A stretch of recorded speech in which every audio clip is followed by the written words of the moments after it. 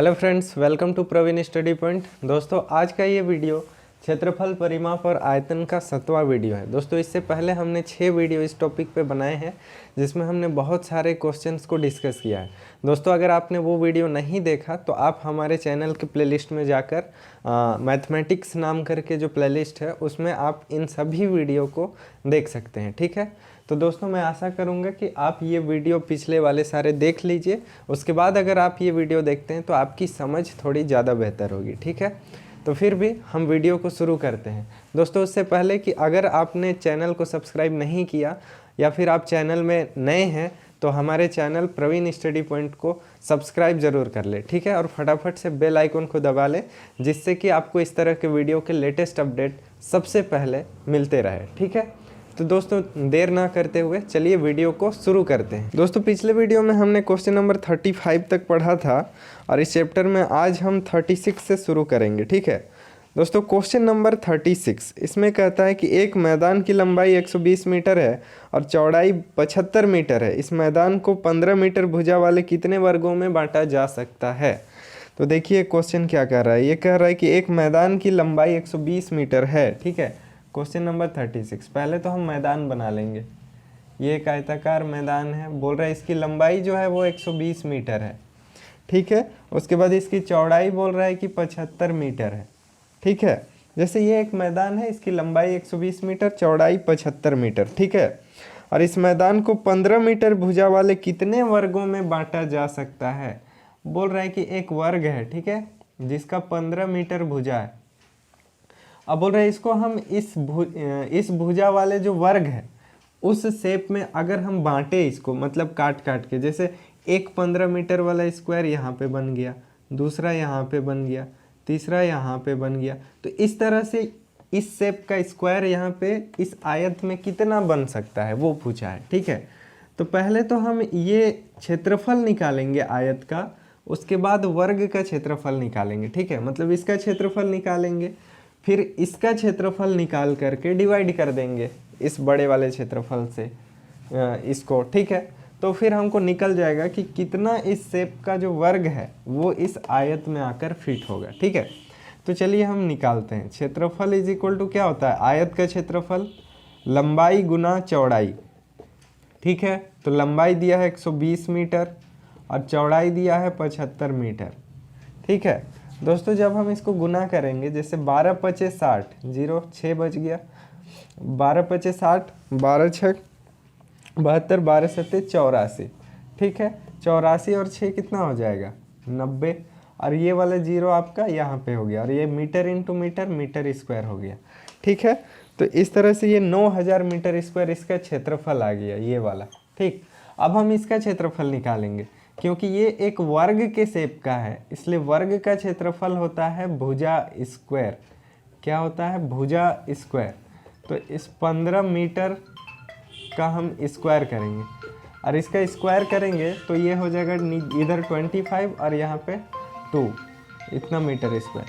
तो इसका क्षेत्रफल आ गया इतना, इसका क्षेत्रफल आ गया इतना। ठीक है, अब देखिए, अब इसके क्षेत्रफल को यानी 9000 मीटर स्क्वायर को डिवाइड करेंगे इसके क्षेत्रफल से 225 मीटर स्क्वायर से। ये कट गया, ये कट गया, क्या निकालने के लिए कि कितना वर्ग इसमें आएगा। ठीक है, तो इसको जब हम डिवाइड करेंगे तो आएगा हमारा 40 वर्ग। ठीक है, जैसे इसको जब हम डिवाइड करेंगे तो आएगा 40 वर्ग, ये हमारा आंसर हो जाए। Question number 37। किसी मेज की लंबाई और चौड़ाई क्रमशः 2 मीटर और 1.5 मीटर है। इस मेज के चारों ओर एक बार लपेटे जा सकने वाले टेप की लंबाई क्या है? दोस्तों, ये भी उसी तरह का क्वेश्चन है, तो चलिए हम बनाते हैं। इसको कैसे बनाएंगे? Question number 37। ठीक है, इसमें बोला गया है कि एक मेज की लंबाई चौड़ाई आपको दी गई है, तो सबसे पहले तो हम एक मेज बना लेते हैं। ये आपका मेज हो गया। ठीक है, अब इस मेज का लंबाई जो दिया हुआ है वो है 2 मीटर और इस मेज का चौड़ाई आपको दिया है 1.5 मीटर, मतलब 1.5 मीटर। ठीक है, अब इस मेज के चारों तरफ एक बार लपेटे जा सकने वाले टेप की लंबाई क्या है वो पूछा है। मतलब ये जो मेज है आपका, इसको पूरा चारों तरफ एक टेप से लपेटना है, यहाँ से शुरू करना है और पूरा चारों तरफ यहाँ पर ख़त्म करना है, ठीक है। मतलब इसका पूरा बाउंड्री में हमको टेप लगाना है। तो हमको कितना लंबा टेप चाहिए वो हमारा क्वेश्चन है, ठीक है। तो इसका बाउंड्री का लेंथ निकालेंगे तो हमको टेप का लंबाई पता चल जाएगा, ठीक है। तो हम सबसे पहले इसका परिमाप निकालते हैं। बाउंड्री का लेंथ को हम बोलते हैं परिमाप, ठीक है। तो क्योंकि ये एक आयताकार शेप का है इसलिए हम आयत का परिमाप निकालेंगे। आयत का परिमाप होता है 2 इंटू लंबाई प्लस चौड़ाई, ठीक है। तो 2 इंटू लंबाई कितना है 2 मीटर और चौड़ाई कितना है 1.5 मीटर, ठीक है। अब हम इसको ऐड करेंगे तो 1.5 और 2 कितना हो जाएगा 3.5 मीटर, ठीक है। इसको अब हम मल्टीप्लाई करेंगे 2 से तो 35 दूना 70 होता है, ठीक है। और ये बीच में एक अंक के बाद पॉइंट है तो एक अंक के बाद पॉइंट लगा देंगे। अब पॉइंट के बाद वाला 0 कट जाएगा, ठीक है। तो टोटल आपको जो आंसर आएगा वो 7 मीटर निकल करके आ जाएगा, ठीक है। तो आपको इस मेज के चारों तरफ टेप लगाने के लिए 7 मीटर टेप की आवश्यकता है, ठीक है। तो यही आंसर है। क्वेश्चन नंबर 38, यहाँ आपको एक शेप दिया हुआ है और बोला है कि इसका आपको क्षेत्रफल निकालना है, तो आप कैसे निकालिएगा। तो चलिए, इस तरह का भी क्वेश्चन कभी कभी आता है तो हम इसको बनाते हैं। यहाँ आपको कुछ इस तरह का शेप दिया है, ऐसा है कुछ, और यहाँ से इस तरह का ऐसा, और फिर इसका मेज़रमेंट दिया है। यहाँ आपको 2 सेंटीमीटर दिया हुआ है, इधर 2 सेंटीमीटर, इधर 1 सेंटीमीटर, इधर 1 सेंटीमीटर, यहाँ पे 7 सेंटीमीटर, यहाँ पे 2 सेंटीमीटर, और यहाँ पे 2 सेंटीमीटर, और यहाँ पे 1 सेंटीमीटर दिया है। तो आपको इसको पूरा का पूरा क्षेत्रफल निकालना है, तो आप कैसे निकालिएगा। तो सबसे पहले तो हम इसको छोटा छोटा आयत का भाग में बांट देते हैं, आयत बना देते हैं। ये एक आयत हो गया, ये एक आयत हो गया, ये एक आयत हो गया, ठीक है। अब हम जानते हैं कि आयत का जो क्षेत्रफल होता है वो लंबाई इंटू चौड़ाई होता है। तो इसका यहाँ से यहाँ तक का लंबाई कितना हुआ 2 सेंटीमीटर, और यहाँ से यहाँ तक का चौड़ाई कितना हुआ 1 सेंटीमीटर। इसको मल्टीप्लाई कर देंगे तो 2 सेंटीमीटर स्क्वायर यहाँ का क्षेत्रफल आ गया, ठीक है। अब फिर हम यहाँ का क्षेत्रफल निकालते हैं। यहाँ से यहाँ तक का लंबाई 2 सेंटीमीटर, यहाँ से यहाँ तक का लंबाई 2 सेंटीमीटर, ठीक है। इन दोनों को मल्टीप्लाई कर दिए तो 4, और centimetre into centimetre, centimetre square हो गया, ठीक है। अब फिर ये वाला आयत बच गया तो इसका हम लंबाई चौड़ाई निकालते हैं। ये जो 7 सेंटीमीटर है ये पूरा यहाँ से यहाँ तक का लंबाई था, लेकिन हम देख सकते हैं कि यहाँ जो 1 सेंटीमीटर है वो यहाँ का भी 1 सेंटीमीटर है, और यहाँ का 2 सेंटीमीटर, यहाँ का भी 2 सेंटीमीटर है। तो यहाँ से यहाँ तक का जो लंबाई होगा वो उसमें हम 3 माइनस कर देंगे तो यहाँ 4 सेंटीमीटर आ जाएगा, ठीक है। तो इसका यहाँ से यहाँ तक का जो लंबाई है वो 4 सेंटीमीटर है, और यहाँ से यहाँ तक का चौड़ाई अगर हम निकालें तो यहाँ से यहाँ पूरा 2 सेंटीमीटर, और यहाँ से यहाँ 1 सेंटीमीटर, तो ये भी निकल करके आ जाएगा 1 सेंटीमीटर। तो इसको 1 सेंटीमीटर हम यहाँ पर लिखेंगे, ठीक है। अब 4 इंटू 1 4 हो जाएगा, और centimetre into centimetre, centimetre square आ जाएगा, ठीक है। तो 3 आयत थे आपके पास, ये एक वर्ग था, तो वर्ग का भी फॉर्मूला इसी तरह का होता है। तो तीनों का क्षेत्रफल आपके पास आ गया, एक ये आ गया, दूसरा ये आ गया, और तीसरा ये आ गया, ठीक है। अब हम इस पूरे शेप का क्षेत्रफल अगर निकालें तो इन तीनों को हम ऐड कर देंगे, ठीक है।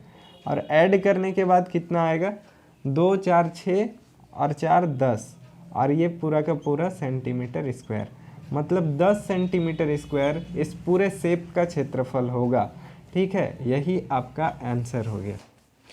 दोस्तों क्वेश्चन नंबर 39, एक आयताकार डिब्बा 90 सेंटीमीटर लंबा, 50 सेंटीमीटर चौड़ा और 1 मीटर ऊंचा है, तो इसका आयतन क्या होगा। दोस्तों ये वॉल्यूम वाला क्वेश्चन है, आयतन, ठीक है। तो इसको देखिए किस तरह से हम बनाते हैं।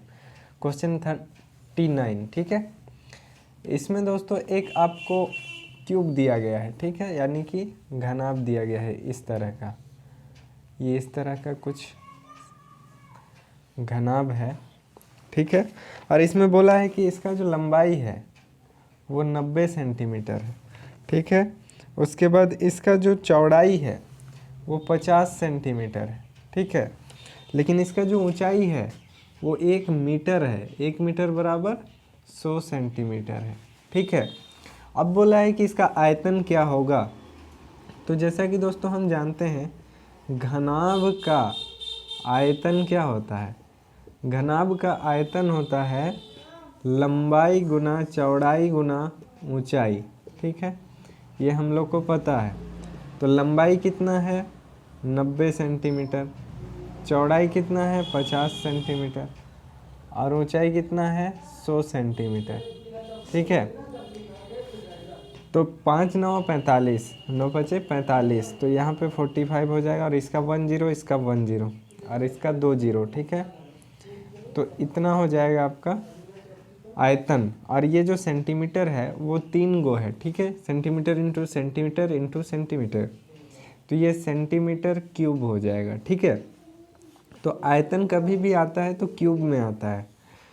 तो 450,000 सेंटीमीटर क्यूब, ये आपका आंसर हो जाएगा, यही आपका आयतन हो जाएगा। ठीक है, क्वेश्चन नंबर 40, इसमें लिखा है एक संदूक का आयतन क्या होगा जिसकी लंबाई 3 मीटर, चौड़ाई 2 मीटर और ऊंचाई 2 मीटर है। ठीक है, आपको एक संदूक का आयतन पूछा है कि उसके अंदर का जो स्पेस है वो कितना खाली है। ठीक है, आयतन कितना होगा और उस संदूक का आपको डायमेंशन दिया हुआ है क्वेश्चन नंबर 40 में। अब उस संदूक का डायमेंशन कितना दिया है, उस संदूक मान लेते हैं हम कुछ इस तरह का होगा। ठीक है, कुछ इस तरह का आपके पास संदूक है, एक बॉक्स शेप का। अब इसका जो डायमेंशन है वो कहता है कि यहाँ पे 3 मीटर है, यहाँ 2 मीटर है, यहाँ पे 2 मीटर है, मतलब लंबाई 3 मीटर, चौड़ाई 2 मीटर और ऊंचाई भी 2 मीटर। ठीक है, तो फिर ये संदूक एक घनाभ के शेप का है।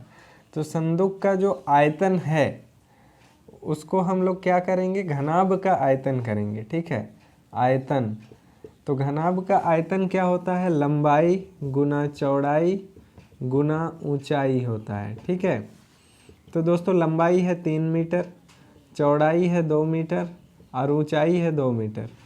ठीक है, तो 3 दूना 6, 6 दूना 12, 12 और metre into metre metre square, अब metre square into metre metre cube, तो 12 मीटर क्यूब जो आया ये इस संदूक का घनाभ का आयतन है।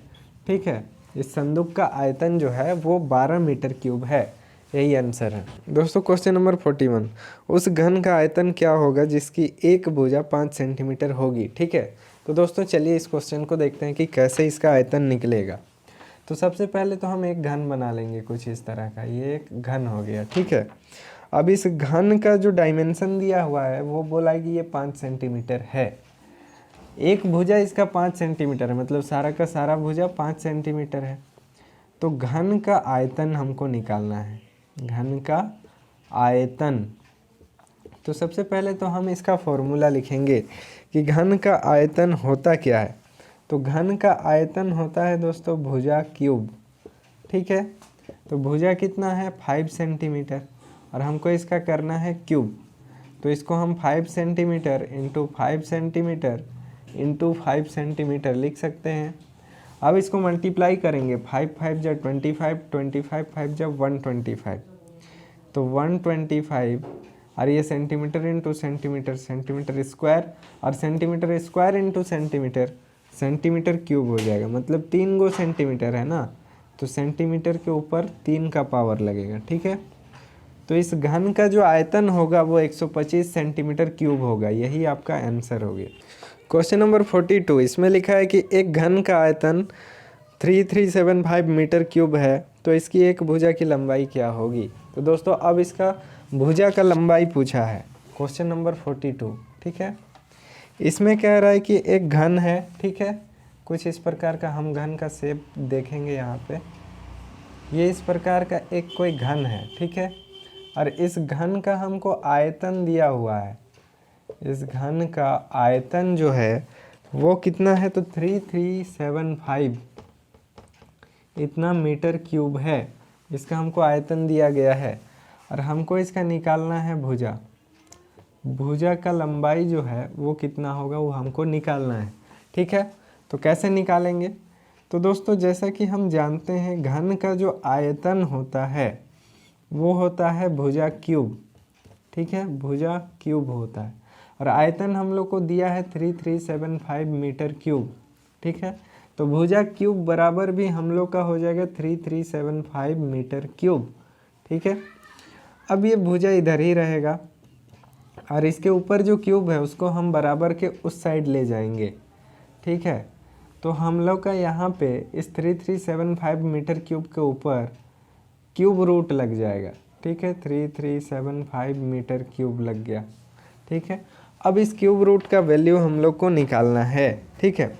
तो दोस्तों इसका वैल्यू निकालने के लिए हम यहाँ पे सिंपल सा प्रोसेस करेंगे। सबसे पहले हम प्राइम फैक्टराइजेशन करेंगे 3375 का, ठीक है। जब हम इसका प्राइम फैक्टराइजेशन करेंगे 3 1 जा 3, 3 1 जा 3, 3 2 जा 6, 3 5 जा 15, 3 3 जा 9, 3 7 जा 21, 3 5 जा 15, ठीक है। 3 1 जा 3, 3 2 जा 6, 3 5 जा 15, यहाँ तक हो गया। अब 5 2 जा 10, 5 5 जा 25 और 5 5 जा 25, फिर 5 1 जा 5। तो देखिए कुछ इस तरह का प्राइम फैक्टराइजेशन आया यहाँ पे, ठीक है। इसका मतलब है कि इसको हम ऐसे कुछ इस तरह से लिख सकते हैं। यहाँ पे रूट 3 है, मतलब क्यूब रूट है, ठीक है। अब इसको हम यहाँ पे इस तरह से लिख सकते हैं 3 into 3 into 3 into 5 into 5 into 5, इस तरह से लिख सकते हैं। और यहाँ पे मीटर क्यूब है तो इसको हम metre into metre into metre भी लिख सकते हैं, ठीक है। अब दोस्तों ये 3 इंटू 3 क्योंकि क्यूब रूट है तो 3 3 का पेयर बनेगा, ठीक है। ये 3 का पेयर से एक 3 आ गया, ये 3 का पेयर से एक 5 आ गया, ठीक है। और ये जो मीटर का पेयर है 3 का, उससे एक मीटर आ गया, ठीक है। तो 3 5 जा क्या हो जाएगा 15 और ये हो जाएगा मीटर, ठीक है दोस्तों। तो ये जो 15 मीटर आया ना, यही एक भुजा की लंबाई हो जाएगी उस घन की, ठीक है। तो यही आपका आंसर हो गया दोस्तों। क्वेश्चन नंबर 43, इसमें कहा गया कि एक घन की एक भुजा 6 मीटर है तो उसका आयतन कितना होगा। तो दोस्तों यहाँ पे एक भुजा दिया गया है घन का, क्वेश्चन नंबर 43 में, ठीक है। यहाँ इस तरह का एक घन है, कोई जो बॉक्स है जो एक घन के शेप का है, ठीक है। ये एक घन है, ठीक है, जिसकी सभी भुजा बराबर है। अब ये बोला है कि इसका एक भुजा जो है ना वो 6 मीटर है, मतलब सारा भुजा 6 मीटर है। अब फिर बोल रहा है कि इसका आयतन क्या होगा। तो दोस्तों हमको पता है कि घन का जो आयतन होता है वो भुजा क्यूब होता है, ठीक है, भुजा क्यूब। तो 6 मीटर का क्यूब कर लेंगे हम, तो 6 6 36 गुना 6 216 मीटर क्यूब आ जाएगा। तो यही आपका आंसर हो जाएगा दोस्तों। क्वेश्चन नंबर 44, इसमें लिखा है 3 सेंटीमीटर भुजा वाला एक ठोस घन बनाने के लिए 1 सेंटीमीटर भुजा वाले कितने घनों की आवश्यकता होगी। मतलब एक बड़ा घन बनाने के लिए हमको कुछ एक छोटा सा घन दिया गया है। अब बोल रहे हैं इस छोटा छोटा घन को कितना ठो हम लोग मिलाएंगे कि एक इस शेप का बड़ा घन बनेगा, ठीक है। तो ऐसे हम लोग कैसे निकालेंगे कि कितना हम लोग को मिलाना पड़ेगा। तो ये क्वेश्चन नंबर 44 है, ठीक है। तो देखिए इसमें कैसे हम लोग निकालेंगे। तो सबसे पहले तो ये एक बड़ा घन है, ठीक है, बड़ा घन है, हम लोग इस तरह से बना सकते हैं इसका शेप। और ये एक मान लीजिए कि छोटा घन है, हमको इस तरह का छोटा घन उसमें मिला के बनाना है, ठीक है। अब बड़ा घन जो है वो 3 सेंटीमीटर वाला है और छोटा घन जो है वो 1 सेंटीमीटर वाला है, ठीक है। तो सबसे पहले यहाँ पे जो क्वेश्चन पूछा है उसको समझना पड़ेगा। क्वेश्चन में बोला है कि 1 सेंटीमीटर भुजा वाले कितने घनों की आवश्यकता होगी, ठीक है, जिससे कि हम इसको बना सकते हैं।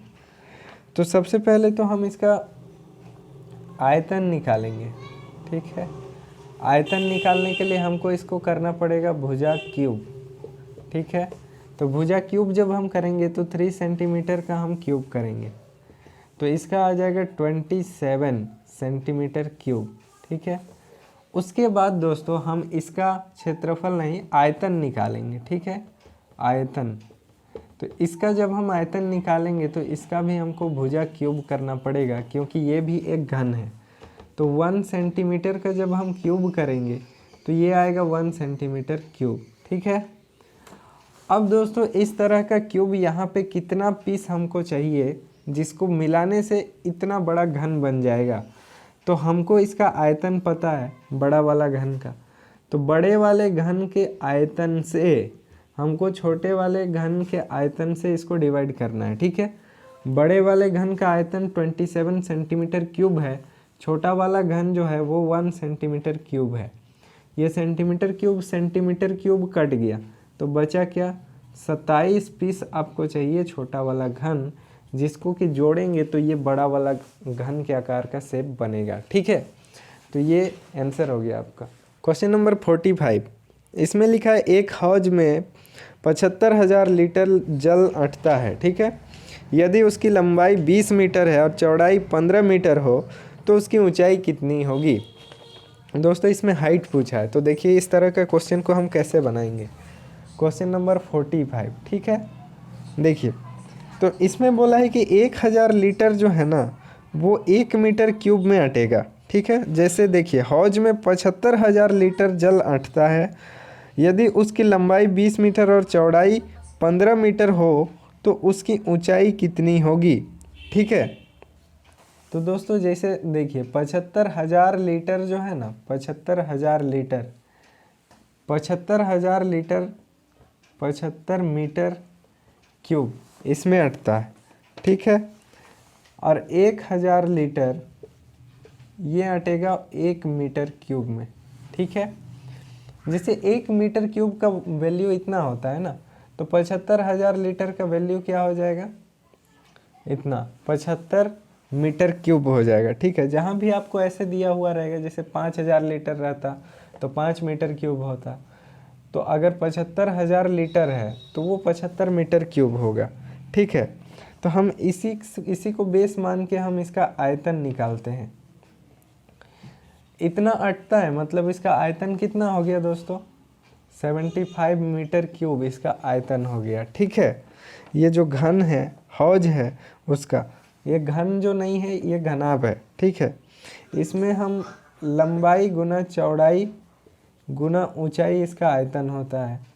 ये जो घनाभ है, जैसे ये एक हौज हो गया। ठीक है, ये एक हौज हो गया, ये एक हौज हो गया, यहाँ पे इसके अंदर पानी भरा जाता है और टोटल इसमें 75,000 लीटर अटता है। तो ये कितना बड़ा है, तो 75 मीटर क्यूब है इसके अंदर खाली स्थान। ठीक है, तो ये इसका क्या हो जाएगा, आयतन हो जाएगा। आयतन का फॉर्मूला ये होगा और इसका वैल्यू 75 मीटर क्यूब आपको दिया हुआ है। ठीक है, तो अब लंबाई चौड़ाई और ऊंचाई को हम पुट करते हैं। यहाँ का जो लंबाई है वो 20 मीटर दिया है, चौड़ाई जो है वो 15 मीटर दिया, हाइट निकालने बोला है। तो लंबाई 20 मीटर, चौड़ाई है 15 मीटर, ऊंचाई हमको नहीं दिया, h से हम डिनोट करते हैं, 75 मीटर क्यूब करते हैं। ठीक है, मीटर को हटा देते हैं, लास्ट में यूनिट लगा देंगे। तो h इज इक्वल टू क्या होगा, इसको जब हम उधर लेके जाएंगे तो 75/20 इंटू 15 हो जाएगा, तो 15 का 15 हो गया, 15 पचे 75 और ये 5 चौके 20 हो गया। ठीक है, तो हाइट जो होगा वो हो जाएगा 1/4 मीटर। तो ये हाइट जो है, ऊंचाई जो है इसका, इस हौज का, वो 1/4 मीटर होना चाहिए। क्वेश्चन नंबर 46, इसमें लिखा है 14 सेंटीमीटर भुजा वाली 25 समान वर्गों का क्षेत्रफल क्या होगा। ठीक है, तो इसको हम बनाते हैं। क्वेश्चन नंबर 46, इसमें कहा है कि 14 सेंटीमीटर भुजा वाली 25 समान वर्गों का क्षेत्रफल क्या होगा। मतलब एक वर्ग है, ठीक है, बीच में ये वर्ग वाला डाल दिया है। अब इसका बोल रहा है इसका जो भुजा है वो 14 सेंटीमीटर है, और इसी तरह का 25 गो अगर रहेगा आपके पास वर्ग तो उसका क्षेत्रफल क्या होगा। तो पहले तो हम एक का निकाल लेंगे। वर्ग का क्षेत्रफल क्या होता है, भुजा स्क्वायर होता है। तो भुजा स्क्वायर जब होता है तो 14 का स्क्वायर हो जाएगा। 14 का स्क्वायर कितना होगा, 196 सेंटीमीटर स्क्वायर हो जाएगा। अब 196 सेंटीमीटर स्क्वायर जो है वो एक वर्ग का है, तो 25 का कितना होगा, तो हम 25 से गुना कर देंगे। तो 25 से जब हम इसको गुना करेंगे तो 4900 सेंटीमीटर स्क्वायर आ जाएगा। ठीक है, तो यही आपका 25 गो टोटल इस तरह का वर्ग का क्षेत्रफल होगा, कुल क्षेत्रफल। यही आपका आंसर हो गया। क्वेश्चन नंबर 47, यदि एक वर्गाकार मैदान का विकर्ण 80 मीटर हो तो उसकी एक भुजा की लंबाई क्या होगी। दोस्तों इस तरह का क्वेश्चन को चलिए हम बनाते हैं। क्वेश्चन नंबर 47, इसमें लिखा है कि जैसे ये एक वर्ग है मान लीजिए, और ये एक उसका विकर्ण है। विकर्ण किसको बोलते हैं, एक जो सामने वाला वर्टेक्स होता है उसके बाद वाले वर्टेक्स में अगर लाइन को मिलाते हैं तो इसको हम लोग डायगोनल बोलते हैं इंग्लिश में, और ये जो है हिंदी में विकर्ण कहलाता है। तो ये 80 मीटर है। अब फिर इस 80 मीटर से पूछा है कि भुजा की लंबाई क्या होगी, तो हम इससे भुजा की लंबाई कैसे निकालेंगे। तो वर्ग का जो विकर्ण होता है दोस्तों, वर्ग का विकर्ण बराबर √2 गुनी भुजा होता है। ठीक है, √2 गुनी भुजा होता है, और यहाँ दे दिया है 80 मीटर इसका विकर्ण दिया है, तो √2 गुनी भुजा हो जाएगा। तो हम इसको एक्सचेंज करके इधर लिखते हैं, √2 गुनी भुजा को हम इधर लिखेंगे और 80 को इधर लिखते हैं, 80 मीटर को। ठीक है, उसके बाद क्या होगा कि ये भुजा जो है इसको हम इधर ही रखेंगे, ये √2 को उधर लेके जाएंगे, तो 80 मीटर के नीचे हम लोग का √2 मीटर हो जाएगा। ठीक है, मीटर नहीं होगा, √2 होगा। ठीक है, अब क्या होगा कि अब हम इसको रेशनलाइज करेंगे। ये 80 जो है और नीचे जो √2 है, इसको हमको ऊपर नीचे दोनों को √2 से मल्टीप्लाई करना पड़ेगा।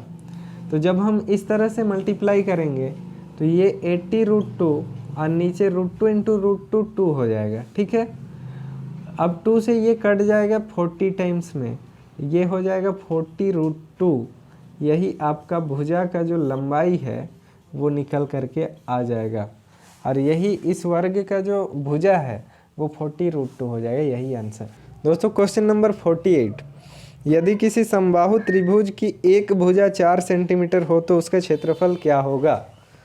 क्वेश्चन नंबर 48, इसमें समबाहु त्रिभुज के बारे में पूछा है। तो समबाहु त्रिभुज बोलते किसको है, सबसे पहले तो जिसका सभी भुजा जो है ना वो सेम होता है, मतलब एक ही साइज का होता है, उसको समबाहु त्रिभुज बोलते हैं।